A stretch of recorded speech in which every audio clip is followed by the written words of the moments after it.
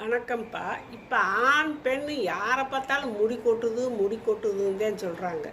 முடி கொட்டும். கொஞ்சமாக ஒரு நாளைக்கு ஒரு 50 முடி வரைக்கும் கூட கொட்டலாம். அது முளைச்சிக்கிட்டு தான் இருக்கும், கொட்டிக்கிட்டு தான் இருக்கும். அது இயற்கை. ஆனால் அதிகமாக கொட்டுறதுக்கு காரணங்கள் நிறைய இருக்குப்பா. எப்படின்னா, உடம்புல சூடு அதிகம். அப்புறம் இந்த மலச்சிக்கல் சரியாக மழை போகாமல் இருந்தால் அப்படி இருக்கும். அப்புறம் தண்ணி சத்து உடம்புல அடிக்கடி நம்ம தண்ணி குடிக்கல, தேவைக்கு தண்ணி குடிக்கலன்னா நீர் சத்து பற்றாக்குறையினாலையும் வரும்.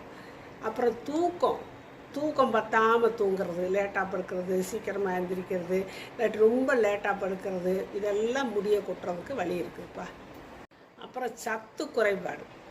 நம்ம வேணுங்கிற இந்த கீரை, காய்கறி, பழமெல்லாம் பேலன்ஸாக சாப்பிடணும். அப்படி சாப்பிடலன்னா ஒரு சத்து இல்லை, ஒரு சத்து இருந்துச்சுன்னா கூட உடம்புல தேவையான சத்துக்கள் பத்தாட்டியும் அந்த மாதிரி உங்களுக்கு முடி கொட்டுற பிரச்சனை இருக்கும்.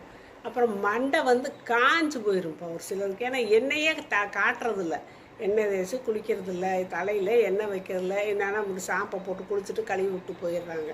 அப்போ மண்டை காஞ்சு போய் அதில் ஈரப்பத்து அந்த பசை இல்லாதனால அது என்ன செய்யும், உதுரும், இல்லாட்டி அந்த விழுகும், இப்படியெல்லாம் பிரச்சனை இருக்குது. அப்புறம் ஷாம்பு நல்லா பஞ்சு மாதிரி இருக்கணும் தலை அப்படின்னு போட்டு தேவையில்லாத ஒரு அளவுக்கு தான் போட்டு குளிக்கலாம். அதுக்கும் நிறையா போட்டு 2 தடவை 3 தடவை நொறையாக ரொம்ப வந்துக்கிட்டே இருக்கும், அப்படியெல்லாம் குளிப்பாங்க.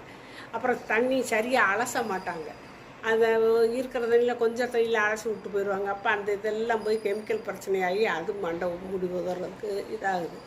அப்புறம் தண்ணி மாறினா கூட ஒரு சிலருக்கு உப்பு தண்ணிக்கு வரும்ப்பா. உப்பு தண்ணியால் தண்ணி மாறினா கூட இந்த மாதிரி வரும்.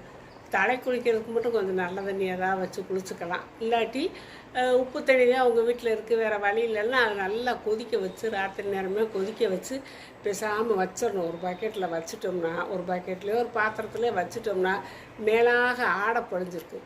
அதை அப்படியே காலையில் எழுந்திரிச்சு அதை அப்படியே ஒதுக்கி விட்டு கீழே கூட ஊற்றிட்டு மேலாக இருக்கிறத ஊற்றி விட்டு அடி தண்ணியை நீங்கள் குளிச்சு வரலாம். அதில் அந்த மேலாக படிக்கிறது பூரா உப்பு, அது தலைமுடிக்காக. இந்த மாதிரிலாம் செஞ்சு முடி கொட்டாமல் நீங்கள் பார்த்துக்கோங்க.